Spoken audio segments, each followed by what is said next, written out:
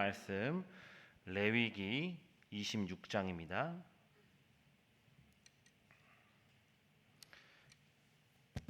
레위기 26장 27절부터 39절까지 한 절씩 교독하겠습니다. 레위기 26장 27절부터 39절까지 교독합니다.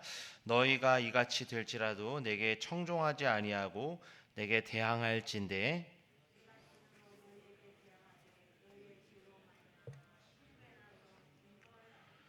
너희가 아들의 살을 먹을 것이요 딸의 살을 먹을 것이며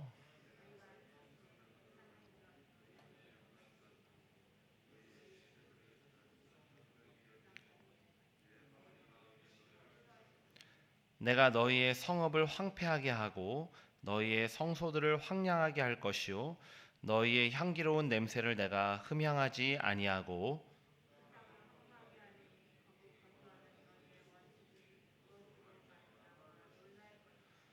내가 너희를 여러 민족 중에 흩을 것이요 내가 칼을 빼어 너희를 따르게 하리니 너희의 땅이 황무하며 너희의 성읍이 황폐하리라.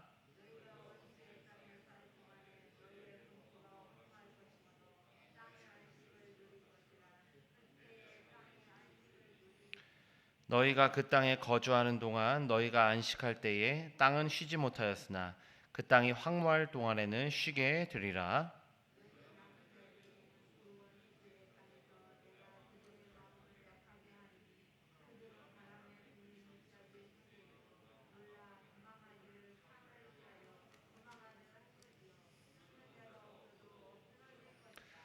그들은 쫓는 자가 없어도 칼 앞에 있음같이 서로 짓밟혀 넘어지리니 너희가 원수들을 맞설 힘이 없을 것이요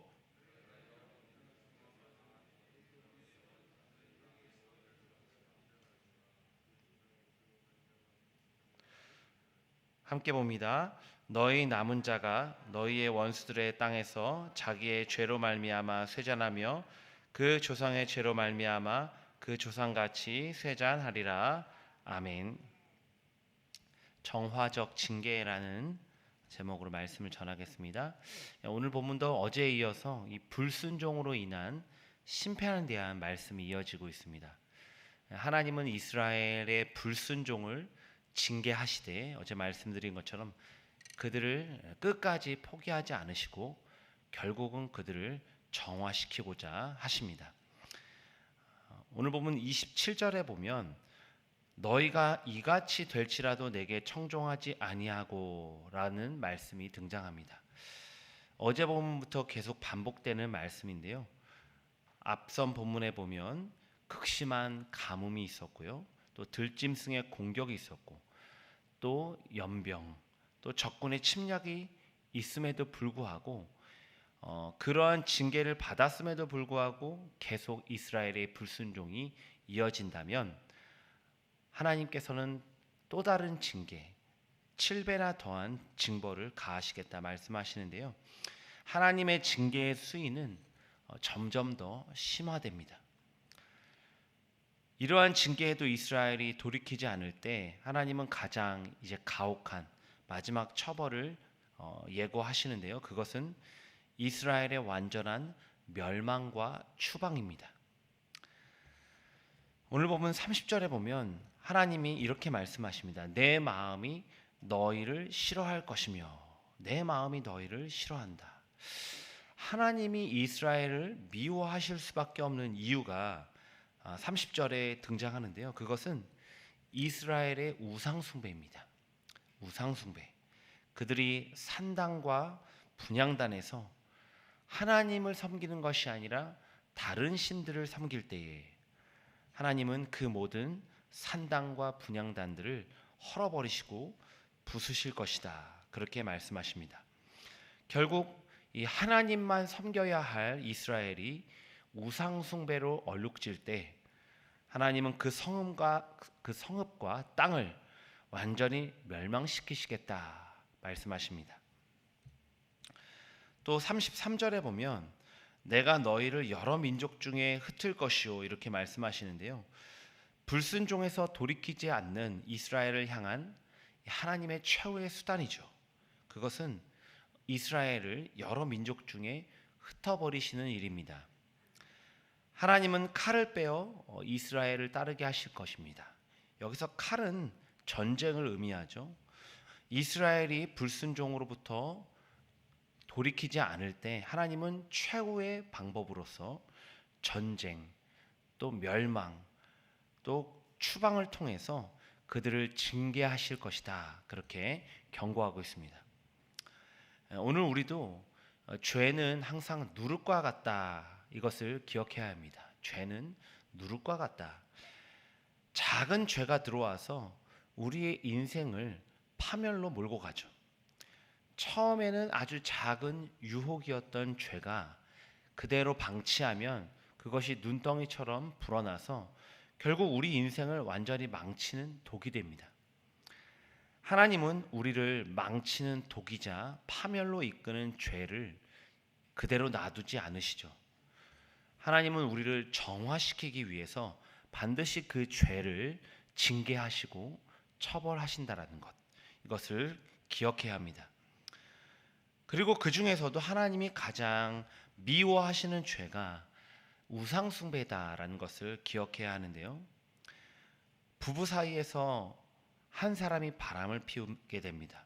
그러면 그 바람 피우는 일은 심하게 피우든 약하게 피우든 부부관계를 완전히 깨뜨림에는 변함이 없죠.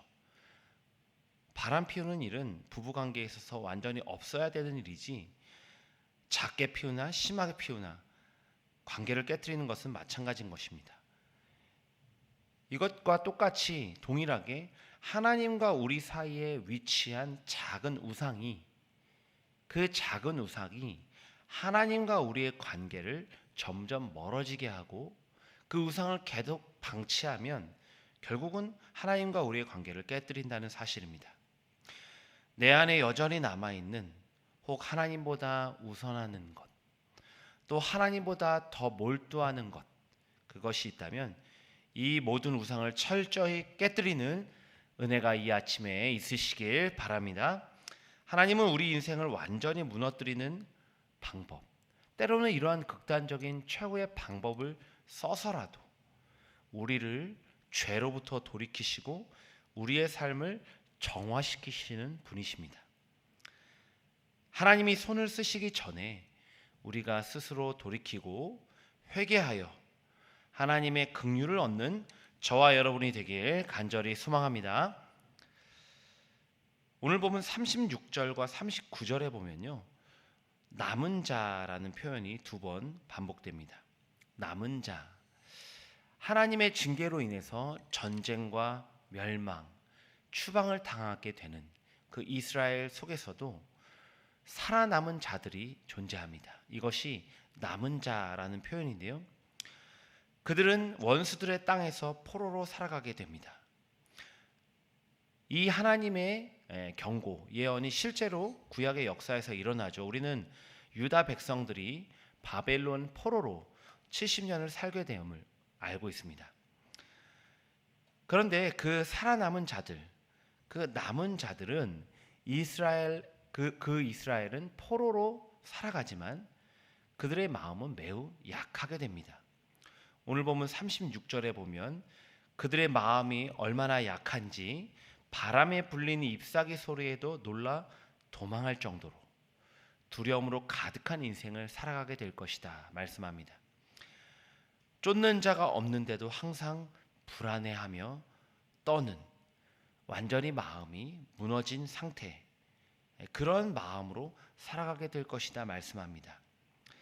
39절에 의하면 자기의 죄로 말미암아 쇠잔하며 또 그 조상의 죄로 말미암아 그 조상같이 쇠잔하리라 경고하고 있습니다.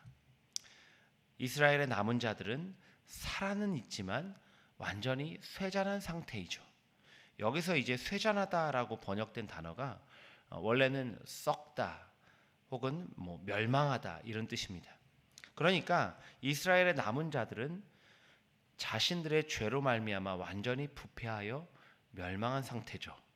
곧 살아는 있지만 죽은 것과 다름없는 시체와 같은 상태로 살아갈 것이다. 그렇게 하나님은 경고하고 말씀하십니다.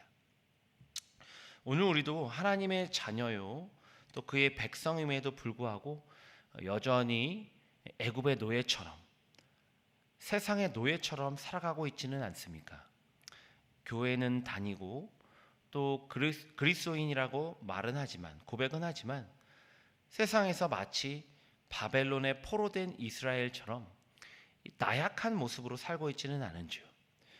우리의 모습을 항상 점검해야 합니다. 하나님과 멀어지고 우리의 신앙이 약화될 때에 마음에 두려움이 임합니다. 항상 불안하고 또 초조하고 작은 일에도 쉽게 절망하게 되죠. 우리 모두는 원래는 그런 부패한 죄인이었습니다. 오늘 39절에 말하고 있는 것처럼 죄로 말미암아 쇠잔한 상태, 부패해가는, 죽어가는 인생들이었습니다. 하지만 거기서 끝이 아니죠. 우리 예수 그리스도께서는 그런 우리를 위해서 대신 죽으시고 그 십자가의 대속은 부패했던 우리를 정화하여 생명과 또 새 힘을 주신 줄 믿습니다. 오늘 우리가 그 그리스도 안에서 영생을 누리며 살아가길 소원합니다. 죄로 인해 무너졌던 제단을 다시금 회복하고 모든 두려움과 염려를 몰아내어 이 땅 가운데서 소금과 빛으로 살아가는, 그리하여 승리의 삶을 살아가는 저와 여러분이 되길 주님의 이름으로 간절히 축원합니다. 기도하겠습니다. 하나님 아버지,